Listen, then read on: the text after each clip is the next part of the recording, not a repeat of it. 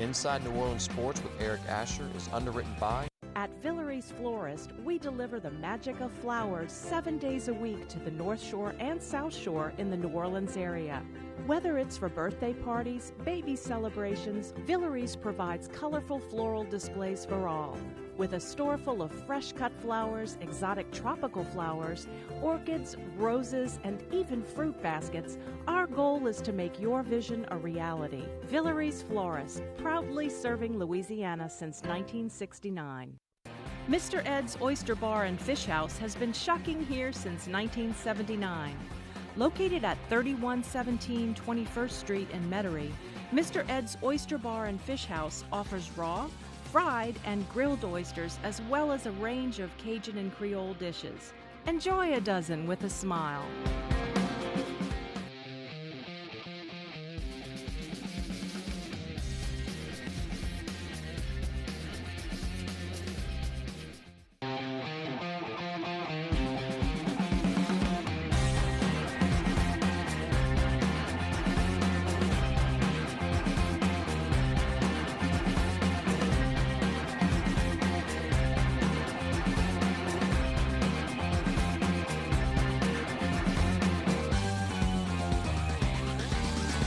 Good evening, New Orleans, and welcome to another edition of Inside New Orleans Sports, live from our Pontchartrain Production Studios. I'm Eric Asher. Tonight we talk about all the home teams, and we're going to try to get to them all. New Orleans Saints and New Orleans Pelicans have started their season. LSU with a big game against Auburn this weekend, and of course Tulane trying to rebound after losing to Memphis last week, heading up to Navy.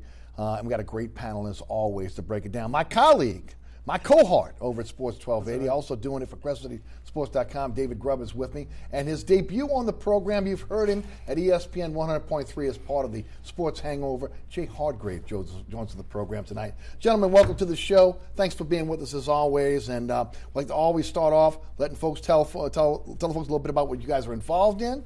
David, you're the vet. Why don't you take it away? Yeah, Hard in the Paint on Sports 1280, 8 to 10 every weekday. In the mornings, get to kick off that 10 straight hours of local coverage.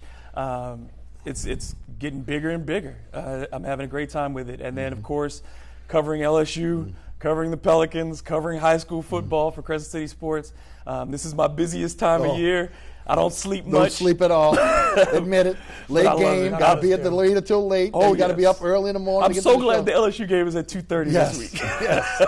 Get a little bit of sleep. That's right. A little bit of sleep. But again, and of course on Twitter. That's right, at DM Grubb and at HITP_with_DG. Beautiful. Always good to have you. Thank you. Jay, welcome to the show. Thank you for having me. Listen to you all the time on the Sports Hangover. I think you do a great job and love having you tonight. Tell us a little bit about what you guys got going over to ESPN 100.3. Well, like you said, ESPN 100.3 with a flagship station for the Pelicans with the Sports Hangover with Gus Cattengill 12 to 3 every day. Also, I'm involved with the Pelicans walkthrough show at 6 o'clock. Most of the home games, and depending on tip time for the Pelicans, we're at the arena live doing a 30-minute show leading into the Pelicans broadcast. Beautiful. Welcome to the show. Thank you for having me. Thanks for joining us tonight. Guys, let's start with the Saints 6-1. Huge win over Chicago, 36-25. But as everybody knows in this town, it was not that close. It was domination up to the last 5 minutes of the fourth quarter. It was probably one of the best performances I've ever seen by a Saints defense. The offense, especially the offensive line, was absolutely dominant. We're going to get into that in a moment, but the biggest story in New Orleans right now is Drew Brees. Does he play? Does he not play? We know that, again, if he does play, he's going to have that little soft brace on his thumb. Teddy Bridgewater, 5-0. He's done an incredible job at managing this team. I mean, who would have thought? No one would have thought at the beginning when Brees goes down that Bridgewater goes in and this team goes 5-0. The question is going into this, number one, is Brees ready? Okay, because the doctor said 6 to 8 weeks. 8 weeks would be coming out of that bye week with Atlanta. The question is, does he have the velocity? Does he have the accuracy? And, should they make the move? Now, I'm of the opinion, based on what Brees has said this week and the body language of Teddy Bridgewater, Brees is going to play. Is it the most prudent thing? We'll see. I guess a lot of it also has to do with the fact that their practice this week, Brees has been throwing the football now for a couple of days. Will there be a setback? Is there swelling? Is there a problem then down the line with the accuracy, with the velocity? He's got to be able to come in and play well. But, I mean, again, I'm not knocking Drew Brees one way or the other, but Drew Brees, I said on the radio show today, doesn't want to be anybody's Wally Pip. And of course, we've seen him kind of on the sidelines brooding, trying, wanting to get in the game. What are your thoughts here? Does he play? Should he play? And then we'll get into Teddy Bridgewater in a few minutes on what's the future there. The first part, does he play? I think he will do everything he can to play. I think it'll be a game-time decision. I think Sean Payton is going to put him through a very vigorous workout before the game. I honestly think Sean Payton does not want to play Drew Brees. But if Drew Brees says, I'm ready to go, there's not much he can do. The biggest concern for me is, do you blow the momentum? It's not that Drew Brees is going to mess up something. Sure. But you're going into the break. You're on this winning streak. Any setback, you're playing against a Cardinals team that you should beat, and beat rather easily. You think? Considering the way that they've played this season. And I think that I just wouldn't want to break that momentum. I want to go into the break feeling good. If anything comes out and Brees looks less than 100%, it changes how people perceive everything. Because that second half schedule, we know it's much easier than the first half. And you want Brees to come in, and you have the opportunity to take the home field advantage throughout the playoffs. Yes. You have a chance to put yourself in great position. This is the all-in season to get to the Super Bowl. So I just hate to see something sidetrack that momentum even for a moment. Your take, Greg. Jay. I go back and forth on this. I agree. I think he plays this week. I think Drew is chomping at the bit, and he's not going to be held back. He's going to get in there. Part of me says let him sit out, because if he sits out this game, you got the bye the following week. That's 2 weeks that he could recover. The other part of me says let him play this week. Let's see how the hand comes out, because you've got the bye week. See how he comes out of that game. It gives him a week of rest. And then he's not pushed to playing back-to-back games, and now you're ready for the rest of the schedule. I go both ways. I'm not sure which one's best. Originally, I thought maybe Teddy starts the game, bring Drew out the bullpen, let him have a couple of series, and see how that hand reacts to it. You don't want to rush it back. I'm not concerned about throwing the football. You think he's going to be fine there. My concern is, does he hit another hand? Worse, does he hit somebody's helmet? Yes. Or does he get that hand caught between two helmets? You haven't lived until you felt that. So that's my biggest concern. Does he do something that might re-injure it? I'd almost like to see him take the 2 weeks off. I feel the same way. I'd like to see him take the 2 weeks off, come back for Atlanta fresh. He's going to have rust no matter what. Okay, Atlanta's not exactly beating the world right now. We all know Atlanta's going to get up for the Saints game, throw the records out when it becomes a division, but the Saints are a better team than Atlanta. They're a better team than every team in this division. But at the same time, again, how do you tell the Hall of Famer, how do you tell the GOAT no if he really wants to go? I mean, that's the hardest part of this, and then, of course, the fan base. Look, Teddy's done a great job. They're screaming Teddy, Teddy, Teddy in the dome. Brees is on a pedestal in this town. How does the fan base react if Brees does not Brees us as he's been in the past? Yeah, I think that's the biggest thing is if he comes out and has a very poor performance against the Cardinals, then you don't have a real quarterback controversy because Sean Payton is not going to have that. True. But you will have people say, why did you rush him back? Why didn't we wait till after and then you have to answer those questions for 2 weeks. That's true. Then it becomes more scrutiny. Every practice, every throw becomes more scrutinized. And then if you're Teddy Bridgewater, you're thinking, do I have to be prepared? Do I have to, is the possibility there that I'm going to have to go back in this game? I didn't mind the idea that was suggested during the game that you bring Brees back as the backup for this game, and you have him as an emergency. If you break glass, if we need him, we bring him in. You let Teddy get the ride, or if they get ahead and they've got a lead in the fourth, and you want to give him some series, fine. But I just think the risk is not worth the reward here. It just seems that it would just be you get a full solid week of reps where he gets all the reps, and that's what Drew is used to. Right now, you've had to prepare Teddy as if he's the starter. Yes. And Brees has not gotten the normal amount of snaps. Right. So the rust compounded with the lack of practice snaps, I just think it's just not worth it. Look, I've got to use the disclaimer before I say this because I know I'm going to light your phones up by saying this. But I think Drew Brees, you can make an argument, is the best to ever play the game because of his height and his inability to see over the line. To put the numbers that he's done is incredible. But there's some selective amnesia in this city. I've heard people saying that, if Drew would have been in that game, he would have gone right down the field and scored. Well, Drew Brees was in the game in the NFC Championship game, and he had a chance to go down the field and score. There were a lot of times last year when that team was going 3 and out. I remember writing in my notes, way too many 3 and outs on this offense. But people have this selective amnesia that if Drew's in there, we're going to be scoring 50 points a game. Right. In reality, that team last year, that defense was carrying them down the stretch. And I told people this after the Steeler game. If the offense doesn't pick it up, this team's in trouble because they're relying on those turnovers at the end of the game. Yes. And one day it's not going to be there. And that was the Rams game. It wasn't there. So Teddy's doing good. I think the best part about this is Teddy can come back. He's an experienced veteran. If Drew does re-injure it or he's ineffective, I think you can put Teddy back in, yes. and he'll go right back to doing what he was doing. But I just hope, I know maybe this is a blessing in disguise. Drew's arm, I don't care what anybody says. I know there's a lot of people out there that think it's a joke, but his arm is not as strong as it used to be. He can't stretch the field like he used to, and it's all a short passing game. But he is still Drew Brees, and he still can read the defense, and that's the advantage he has on Teddy Bridgewater, that he can get you out of bad plays. Teddy's only 25. Right. It's going to take him 15 years to get to Drew Brees' level. Drew's seen so many more things than Teddy has. You can't compare a 25-year-old to a 40-year-old.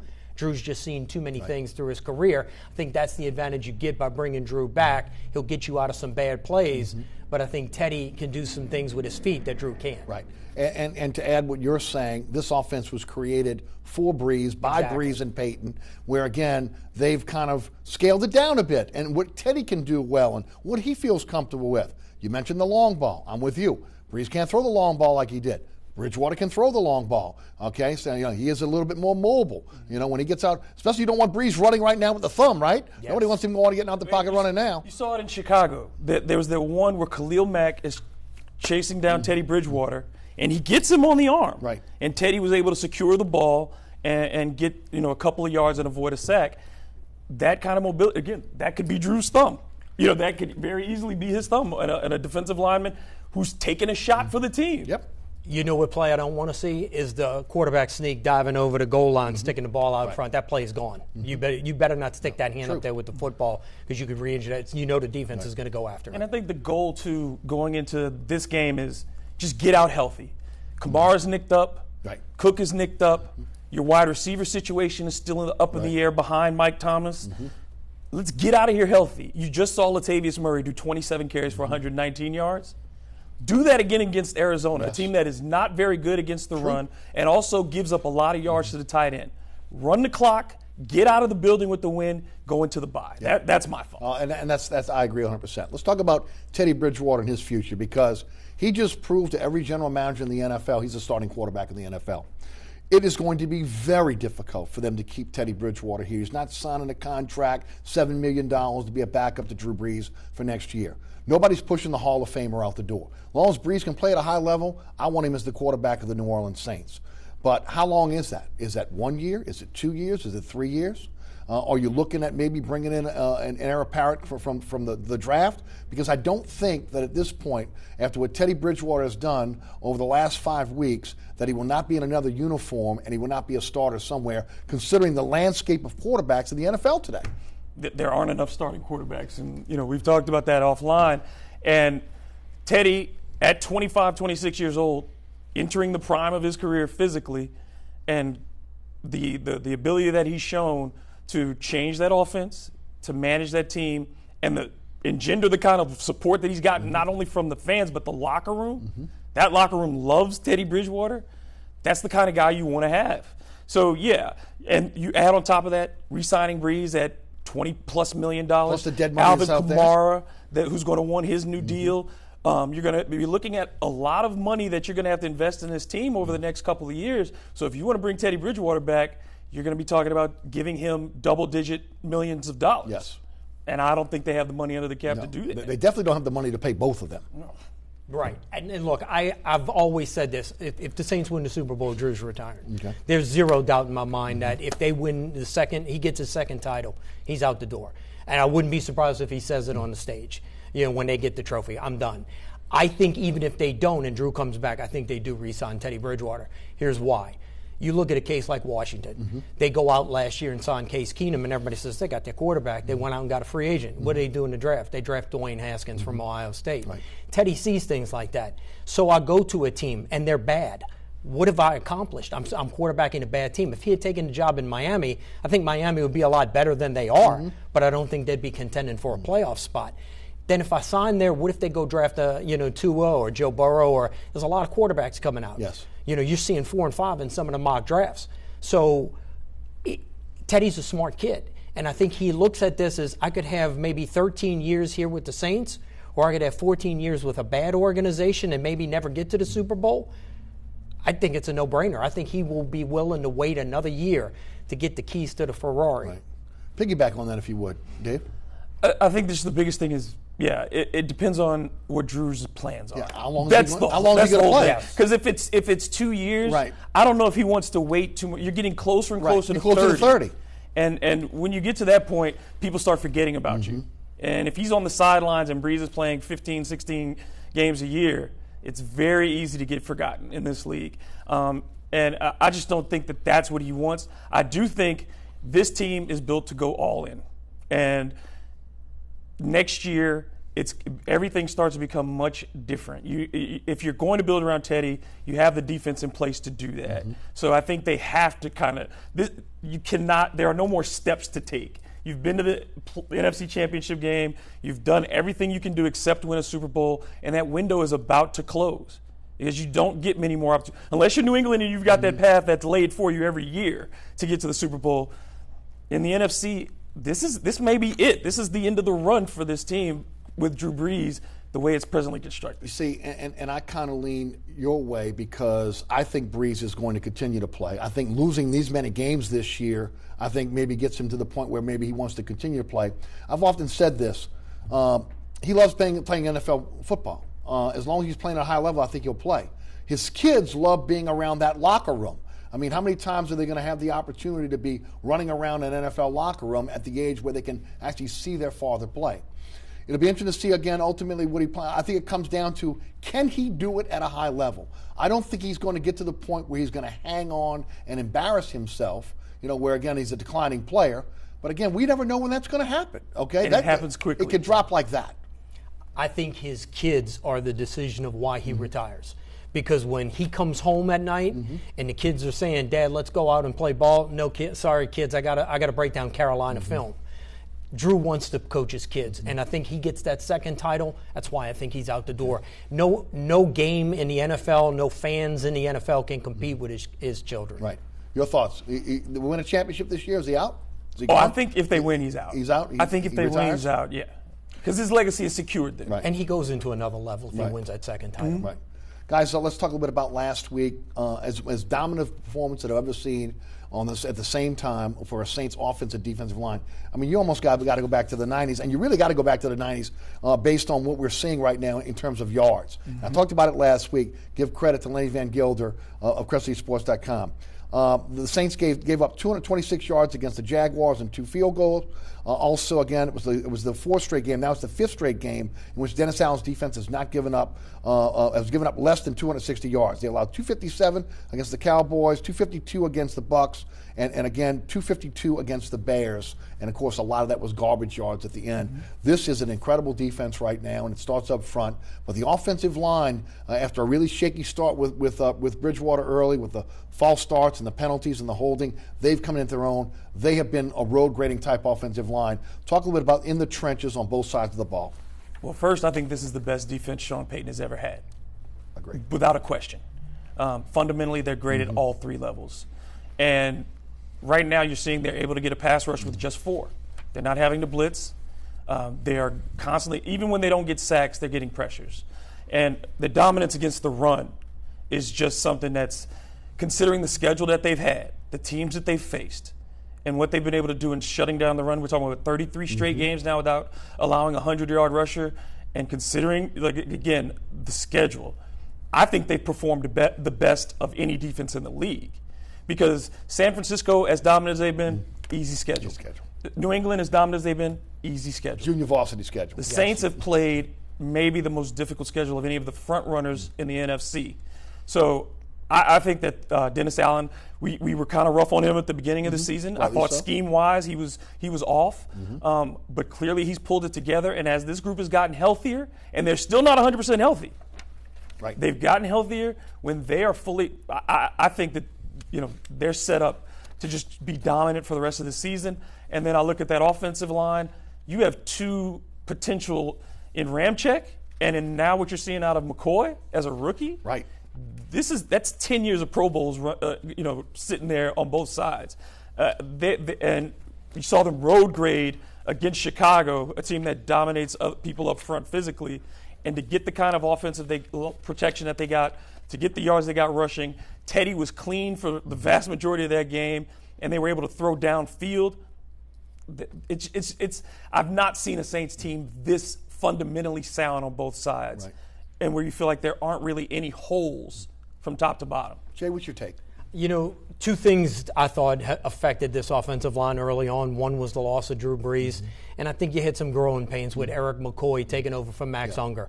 That's a big the guards and the tackles are looking at the center and the quarterback. Those are the two guys that make all the calls. Yes. Well, Eric McCoy's a rookie. He's trying to learn all of this stuff, and he's got Drew Brees behind him. All of a sudden, Drew Brees isn't behind him anymore, so they're trying to learn Teddy Bridgewater. So there was a lot of chemistry issues. But I think as Eric McCoy has gotten comfortable at the center position, you've seen that offensive line take off. Now they know they can win with Teddy Bridgewater. They can win with Drew Brees. So I think you're going to see nothing but this offensive line getting better as the year goes on. Yes. Defensively, can one guy make a difference? Absolutely. Sheldon Rankins, you're going to tell me that defensive line doesn't look a whole lot different with Sheldon Rankins back there? When we saw the Texans with two guys off the street as running backs run all over us. Yes. I thought this was going to be a long year. Sheldon Rankins walks through the door and it's like, hold on a second, guys, I got this. All of a sudden, I'm looking at that defensive line. They stop Ezekiel Elliott, Dallas Cowboys, probably the best running game in all of the NFL. I'm looking at this saying, is this the best defensive line in the entire NFL? And people are telling me, hold your horses. I was like, then name one. And nobody's been able to name one. And you just see this defense getting better and better. Yes. It's scary how good this defense can be. Yeah. And we haven't even seen Mario Edwards. No. And he was one of our top defensive signees in free agency. Sure. Yeah, no, it's been incredible. And everything starts up front, as we know in football. What happened last week, you talked about Latavius Murray, what he needed touches, he needed an opportunity to be able to kind of get a little sweat going, and how he was able to be able to run the football effectively. They still are devoid of weapons when you talk about in the passing game, which leads me to my next question. Trading deadline, October the 29th, 3 p.m. Saints don't have a lot of draft choices. 2nd and 7th round pick, that's gone. At this point, if you're in love with Joe Burrow, and you want to see him as maybe the heir apparent here, it's going to take a lot of draft picks to get up and get Joe Burrow now, because he's looking like a top 10 pick. But whatever the case is, they'll maneuver, do what they need to do. I don't know if they have enough fodder to go out there and to really get a difference maker in the trade market. I mean, do you go after A.J. Green, who's 30 years old, who's been often injured, and who's in the last year of his contract, who, again, maybe will be okay for you, maybe not, and then give up a draft choice, and they're asking big-time draft fodder for him? It's going to be an interesting scenario. I know that Peyton's not afraid to pull the trigger because he's this close to the Super Bowl. The question is, I know they're going to be active. Are they going to be able to close the deal?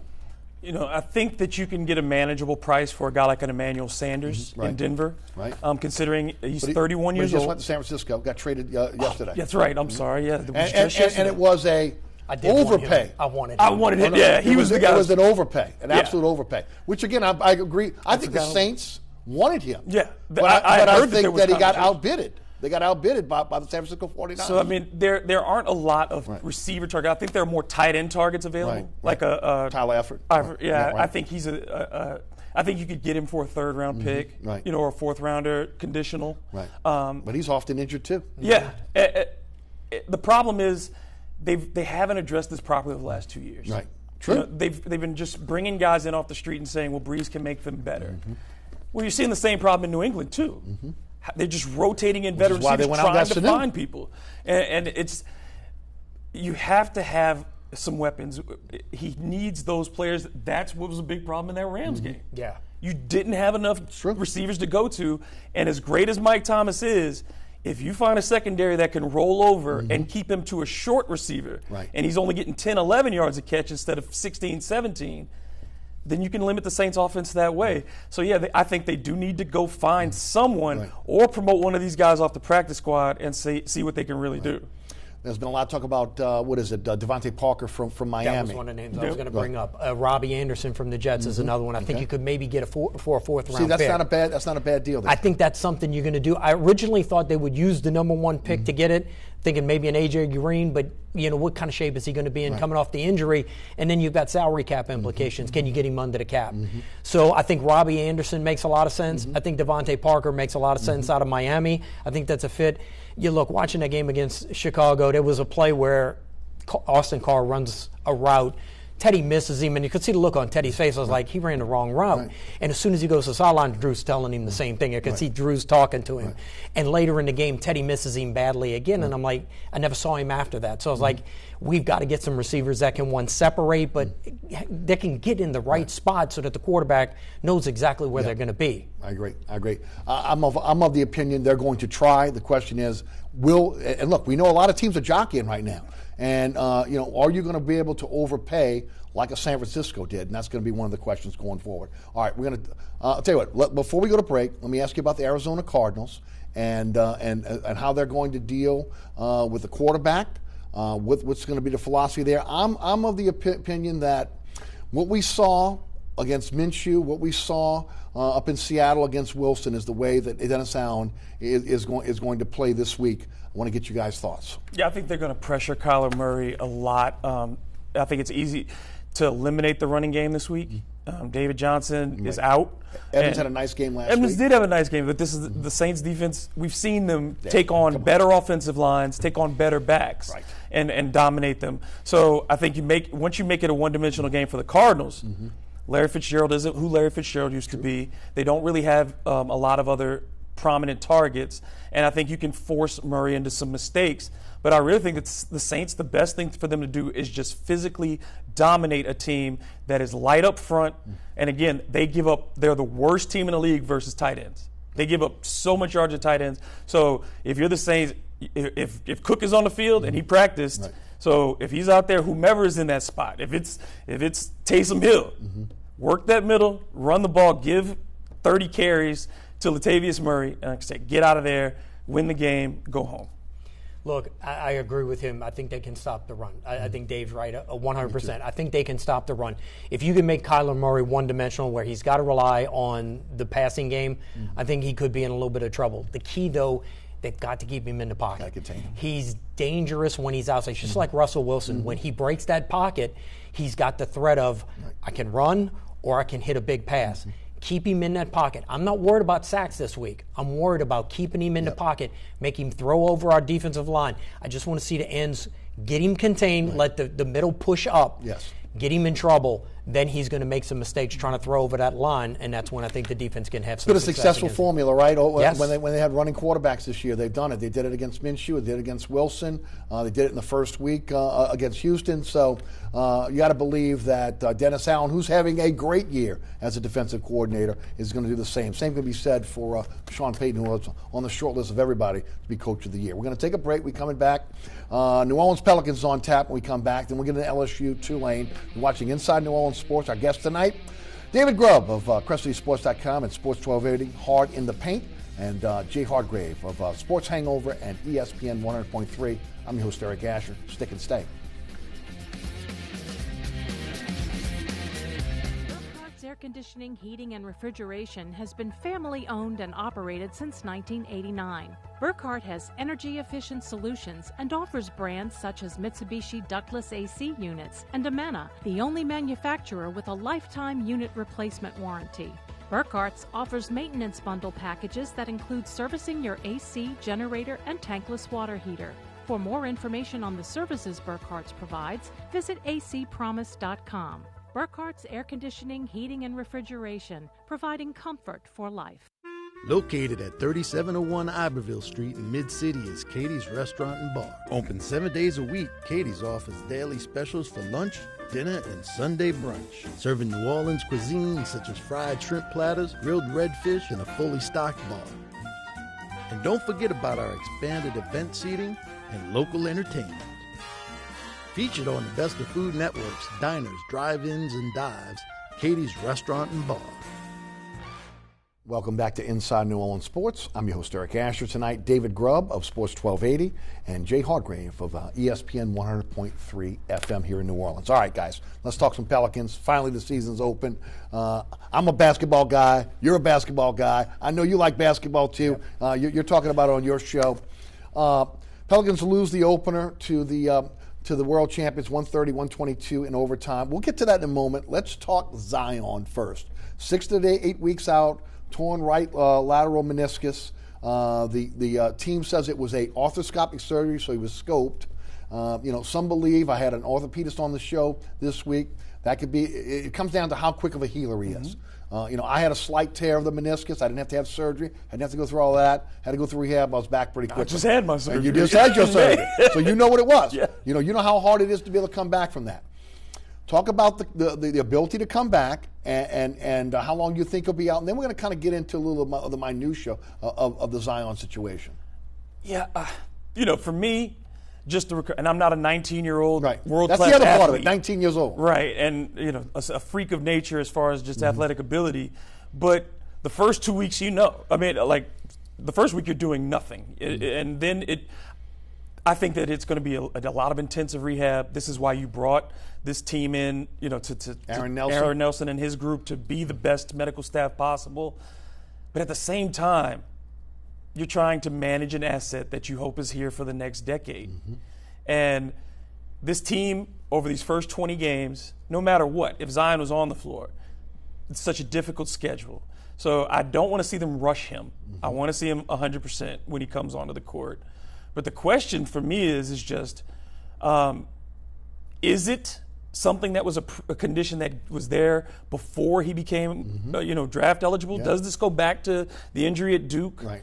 Why was it missed if it was missed? And why did the timeline change so quickly in the analysis of the whole And expound on that if you would, the timeline. We get the notice on Thursday that he's going to miss the Knicks game. And that's all it was. Right. He's going to sit out the Knicks game. Then Saturday it becomes, we're going to get him a second opinion, which for any of us know means the first opinion was surgery. We didn't like it. Right. The first opinion is always surgery if you get a second. Yes. Then he's going to be out for weeks. Not a number, just weeks. And then we find out on Monday after the fact he's had surgery. It's and he'll be going 6 to 8. So why did it change so much? Why the secrecy? I think we all could have dealt with it. Sure. We all understand injuries happen. This isn't the first time. We've seen it across the league. Blake Griffin sat out his rookie year. Ben Simmons, Joel Embiid. It's happened. Right.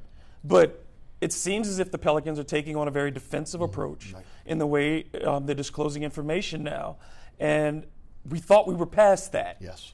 We thought that was a bygone era. Right. And it seems it's only getting more so. Right. And I don't think it flies in this town now. No. We were talking about it before we came on the show. Saints can get away with it. Now, they fill that dome every week.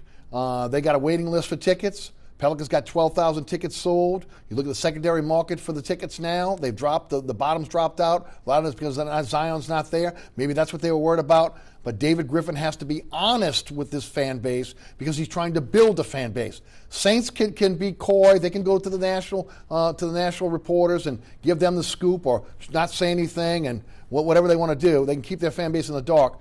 Pelicans don't have that luxury. They're trying to build a fan base. Jay, give us your take. I kind of thought for a while Sean Payton was in charge of the PR for the Pelicans. Because this is a Sean Payton 101. This is out of his playbook. But I think it was what you said, Eric. I think a lot of it was financial. They didn't want season ticket holders bailing out on them. And, that's quite a shock. But, what's kind of happened in the past with the Pelicans, it makes the fans start saying, okay, well, here we go again, Yeah, we're snakebit. And it's like you said, the price has kind of bottomed out on the tickets, and I think that was the major role in that, the way they handled it, the way they did. But I think they could have done a little bit better, being a little bit more forthcoming to the fans. Yeah, I would agree. All right, let's talk about chemistry because you got a brand new team here, okay? This is, for the most part, new parts, new team. We saw that. We saw these guys trying to get their chemistry together in game one. It takes time. Look, it takes time for a team that has been a veteran team to get it together. That's why you see you never judge an NBA team until after the first quarter of the season. You're going to be in a situation now where guys are going to start getting their roles. They're going to start getting their time. And then you're going to have Zion come back. He's a ball-dominant guy.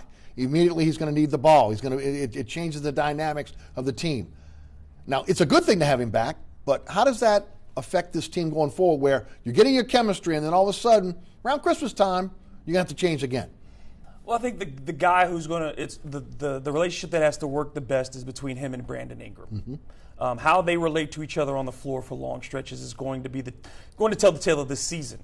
Because Lonzo Ball is going to be fine working with whomever's on the court at the time. We saw the numbers from his on-offs from Monday were great. Yes. And so I think he gets Zion the ball in easy position. Zion's going to get ball. You can get him in situations where he doesn't have to have a play. Offensive rebounds, in transition, those types of things. But in those half-court sets, Ingram is a guy who can make 1-2 dribbles and get to the basket. Who's going to be that first option when you run those things? How does Derek Favors factor in that?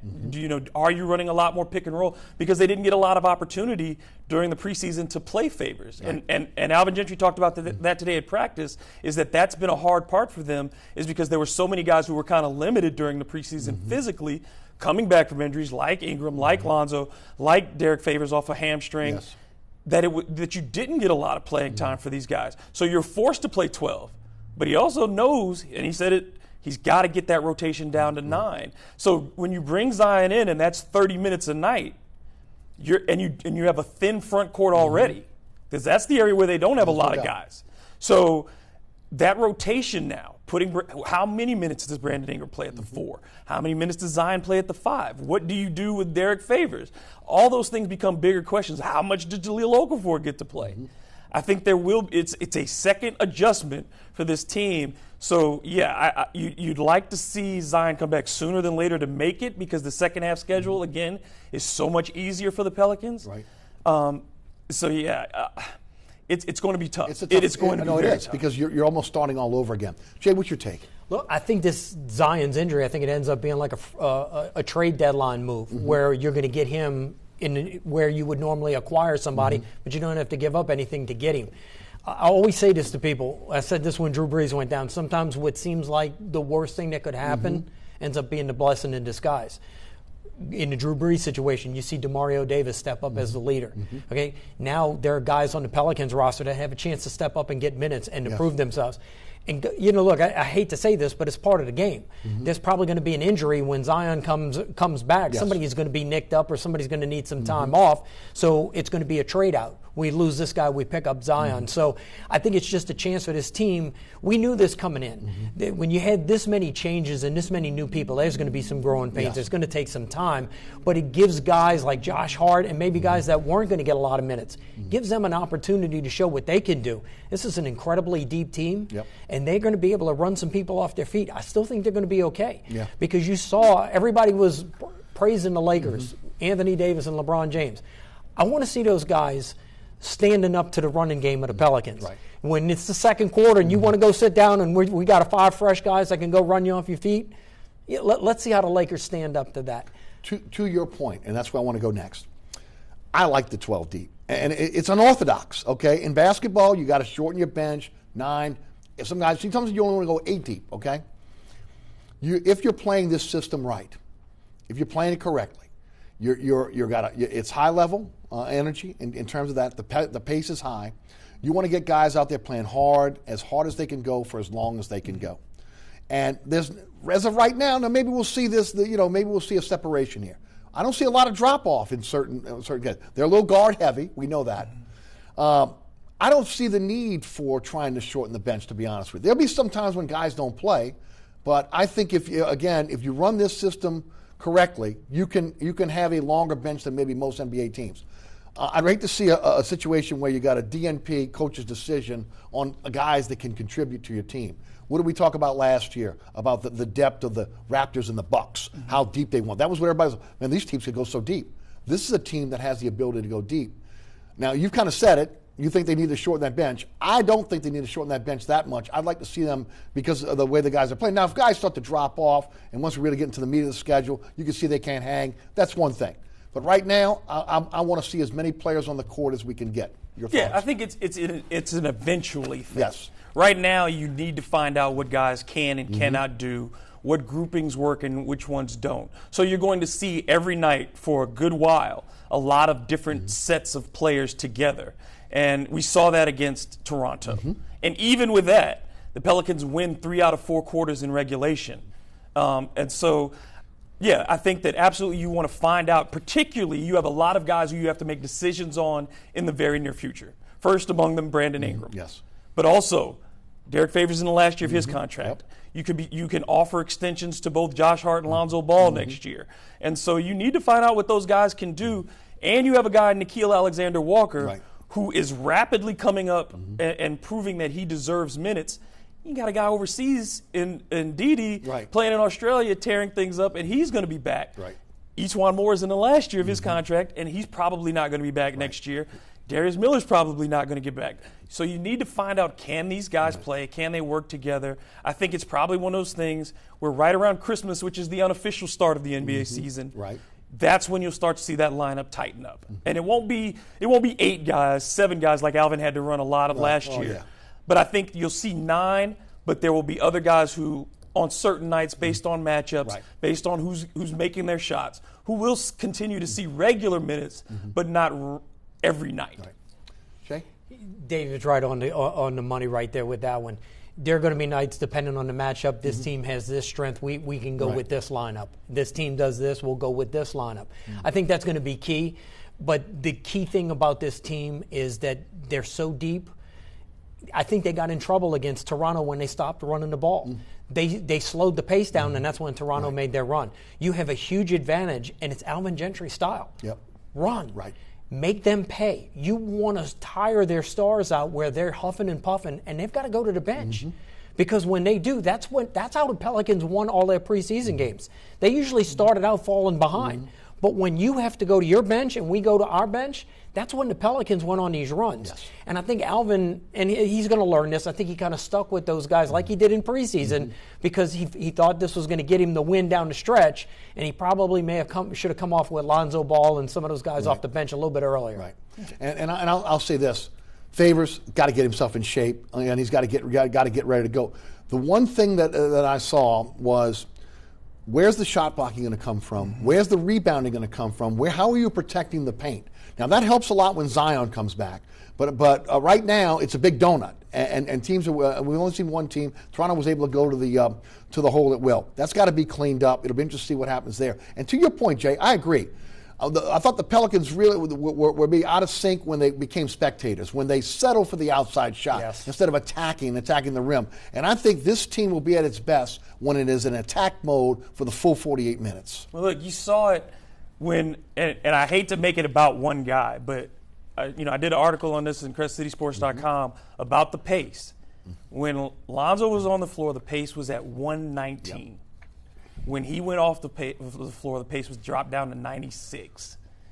So I mean, it was a huge, and it got lower each quarter during the game, and he sat out the entire fourth quarter. And as you saw, especially in that last situation, when they run the pick and roll, and Drew Holiday has the ball, which is the situation that we said we wanted to avoid.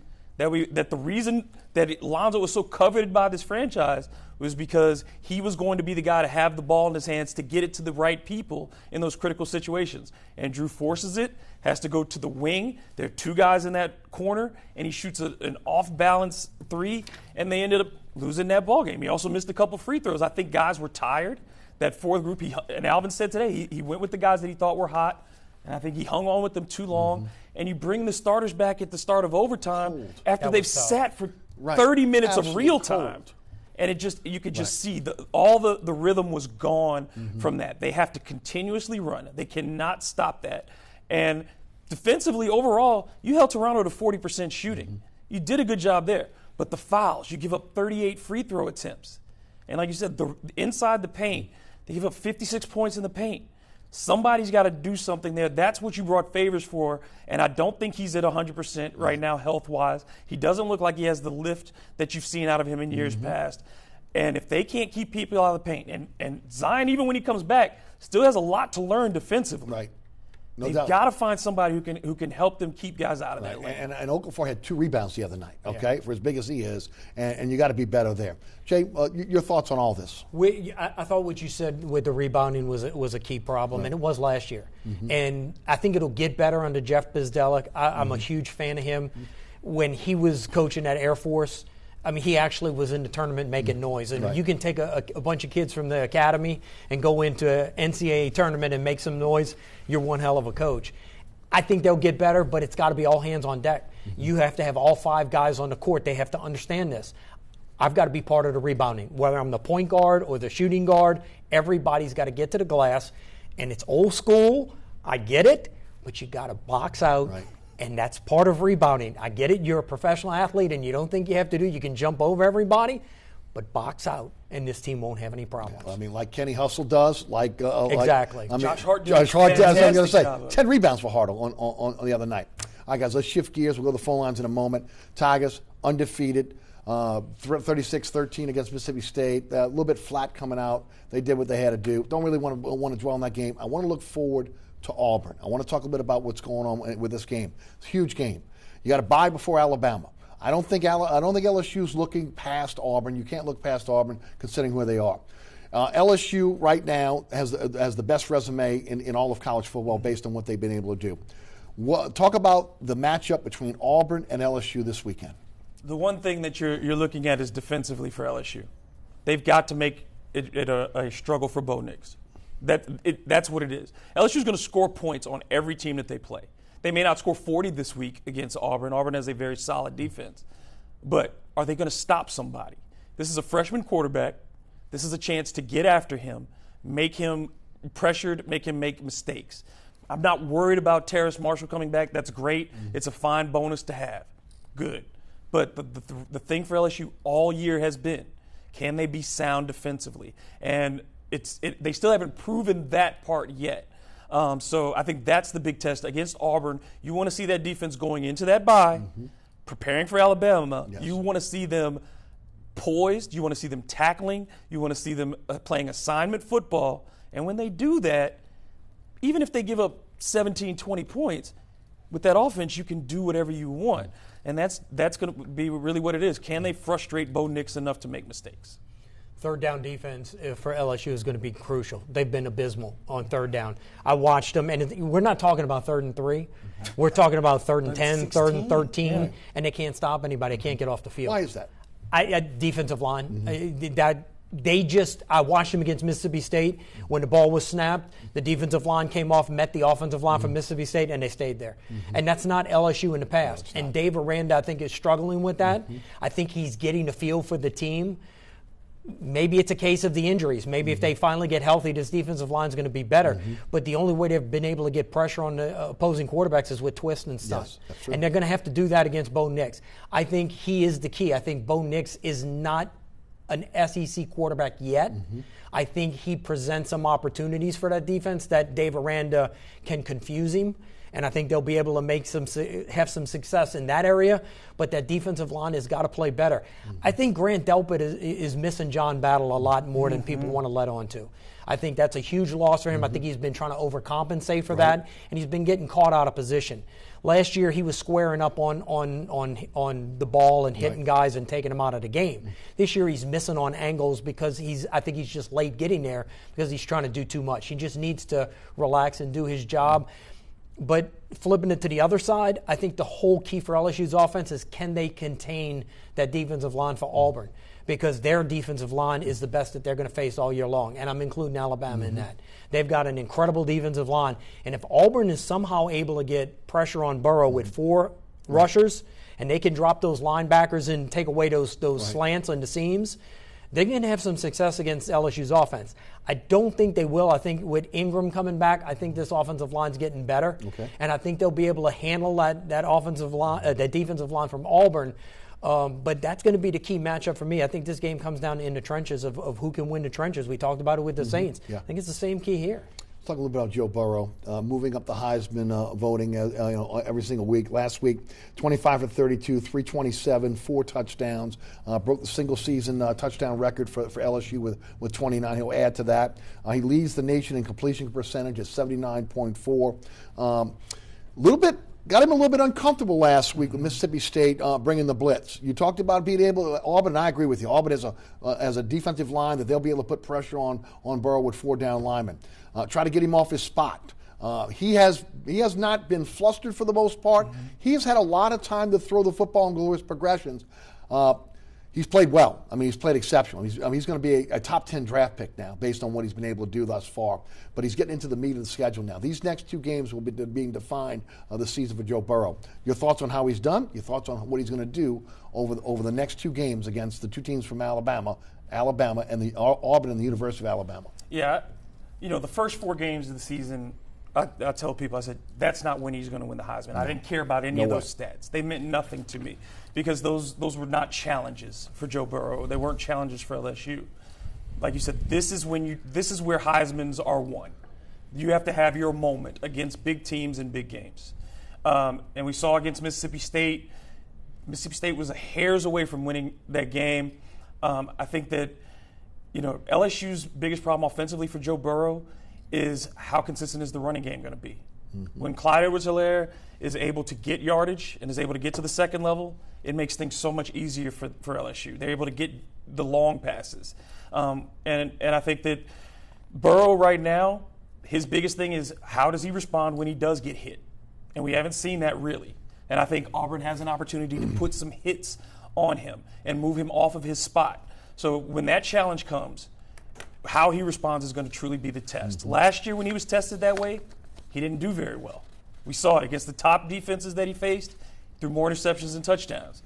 Didn't throw for a lot of yardage. And that's what we've seen for every LSU quarterback going back for the last decade now, is when they faced those top-tier defenses, there were no yards found. And I think this game in particular, because I do think Auburn's defense is better than Alabama's, this is the game that we're going to find out how physically and mentally tough Joe Burrow is. Your thoughts on Burrow? I thought Dave brought up the key person on the LSU offense, and that's Clyde Edwards-Helaire. Not only with the running game, but his ability to pick up the blitz. Yes. And, look, I was the biggest John Emery fan. I thought by now he would have taken over and been the guy. And watching the Texas game, I saw Clyde Edwards-Helaire pick up a couple of blitzes that Burrow hit touchdown passes on and said, if he's not out there, we don't score. So I think he's going to be a key part, and he's really come on. I was not the biggest Clyde Edwards-Helaire fan at the beginning of the year, but watching that kid run last week, I was like, he is making strides, and he may be able to catch on with an NFL team. He's a lot better than I thought he was, and I think he's going to be key, not only in the running game. I think they've got to be able to run the ball to set up the play fake, to set up the play action. They've got to be able to run the ball, even if it's 3 or 4 yards here and there. You're not going to get 15, 20 yards of carry against Auburn. Get a little bit of run. The same thing with the Saints with Latavius Murray. Teddy, when Latavius Murray got going last week, the play action worked. Yes, it did. Same thing's going to work with LSU and Auburn. Jay, Cole Tracy will be in the building this week. Any concerns about the field goal kicking for LSU? Does he have any eligibility left? Just like a game maybe left. No, I think he's done. I think he's finished. Yeah, there's a lot of concern after last week. York's got to be better. Yep. And, I mean, it's one thing when you're missing a field goal that's going to give you a 17-point lead as opposed to a 14-point lead. It's a whole different story when you're going up against Alabama and Auburn. And, field goal could be the difference. And there's a lot of concern with the special teams with LSU. I mean, I think they kind of relied on Cole Tracy last year that it was automatic. It was like Morton Anderson with the Saints. It's automatic. We got those 3 points. Now I think Ed's going to maybe tell them, hey, we're going for it here a little, maybe a couple more times against Auburn this week. Is it a concern? Oh, absolutely. They have not been consistent in the kicking game this year. And I think it's particularly about Alabama. I think Alabama is a 3 or 6 point game either way. And it's going to come down to, are you converting those opportunities when you get them? Because you're not going to find the end zone every time. Right. And as they get deeper into this, that field goal need is going to arise more. And he's a freshman, but he's got to come through. You got to get it done. Let's grab Greg in Houma. Greg, welcome to Inside New Orleans Sports. Hey, Greg. Hey, guys, I agree with you guys that if Drew Brees wins the Super Bowl, he's gone. But my more concern is the coaching staff. I mean, the Saints win a Super Bowl, and and they start, Dennis Allen gets an offer he can't refuse. Mm-hmm. How's the loyalty go with the coaching staff? I mean, can Dennis Allen pick and choose people from the Saints staff and see how it goes? And I want to hear your thoughts. Guys, that's the NFL, right? Yeah. I mean, you have success. They start picking off coaches, and I mean that's one of the reasons why the Saints went down. They again, their front office got picked over. Okay, they got some of their coaches picked over after the Super Bowl. So I would say yes, it's a concern, but it's a good problem to have. I'm surprised that Dennis Allen's still here. Right. I thought he would have gotten a head coaching job, but you've got multiple coaches who have been head coaches in the NFL. Yes. Mike Nolan's a guy that could step in and take over the defensive coordinator if here's another name, John Fox. John Fox is best friends with Sean Payton. They were together in the Giants. So if Dennis Allen were to go, you may be looking at John Fox coming to join his buddy, Sean Payton. So, look, Nick Saban does it all every year, and he's able to reload that Alabama staff. There's a lot of people who are going to want to come coach for the Saints because this is a job that it could be my stepping stone. Yep. There's so much talent on that defense that I think it's going to be one of the more attractive jobs if Dennis Allen goes. And you look at in New England, Matt Patricia moves on to Detroit. The defense hasn't missed a step. And I think Sean Payton has moved to more of a Belichickian mindset over these last couple of years, that it's about the system and bringing people in who understand the system rather than any one individual, whether it's player or coach. Hate to cut it short. Got just a few minutes left, about a minute each. Does Tulane rebound this week against Navy after being embarrassed by Memphis last week? I don't think so. And why? I think Navy defensively is going to present a lot of problems for Tulane. The running back situation, their health, they're not as deep there. I don't think that they're going to be at 100%. That makes more of the burden on Justin McMillan. And when we've seen that when he has to carry the load, he tends to get erratic. And that I think that makes the difference. If Navy were not as strong defensively, I think Tulane's defense can handle. We've seen them handle that triple option, but I just don't think offensively they're going to be diverse enough to beat Navy. You get the final word, Jay. It's kind of like horse racing. You hear handicappers say, hey, just draw a line through that last race. I don't know what happened. I think that's the case for Tulane. Just draw a line through it. I think it was just one of those games put it away. That Memphis had a good game plan, and every time Tulane tried to adjust, Memphis was already ahead of them with their adjustments. I think they rebound. They played Army a couple of weeks ago. They have some experience with the triple option. They had a lot of success. I think they're going to rebound. I think Justin McMillan's growing and becoming more mature. I think they pull out a close one. Well, I'll tell you what. They really need to for the psyche of the program right now based on what has happened. So, again, I think we're all hopeful that they're going to be able to get that done. You like the Saints against Arizona? I like the Saints. I think it's a lot easier than people think. Right. Saints against Arizona? LSU Auburn. I think LSU wins that one by 10. I think they win by 10. I'm going to go 14. LSU by 14. LSU by 14. Dallas comes into the Smoothie King Center for the home opener against the Pelicans. I think the energy carries the Pelicans. It's a tough matchup. Dallas is very big up front. They are. You're talking about 6'11", 6'11", 7'3", 7'3". But I think the emotion will carry the Pelicans in this one. You'll be there tomorrow night? Your thoughts? I will be there. I think they win this game. I think they'll be able to run. Doncic and Porzingis is a dangerous combination. I think they're going to be a really good team this year, maybe even a playoff team. Right. But I think they'll be able to run them and run them out the building. Jay Hardgrave of ESPN 100.3, The Sports Hangover. Also David Grubb of CrescentCitySports.com, and more importantly, Hard in the Paint on Sports 1280. Thanks for being on our show tonight. Thanks so much for tuning in. Remember, there's a rebroadcast of this program each and every Friday night right here on WLAE-TV at 10 p.m. We're also on statewide Pelican Sports Television. That's 9 o'clock every Friday night. You can catch us on at ericasher.com, also the WLAE YouTube. And, of course, I post this show on my social media pages as well, so you can always catch it there. Don't forget to catch me on the radio, Sports 1280, 101.1 FM HD2, and the iHeartRadio app. That's Monday through Friday from noon to 2. Also, you can listen live, download the podcast at ericasher.com. All the previous episodes of this program can also be seen at ericasher.com as well. Special thanks to our underwriters. We appreciate those guys supporting the show. Also to the WLA production staff, including Kevin Credo, Ron Yeager, Jim Dotson, Naila Jones, Alex Chacon, and my director, William Hill. Thanks so much for watching another edition of Inside New Orleans Sports. I'm your host, Eric Asher. See you next week.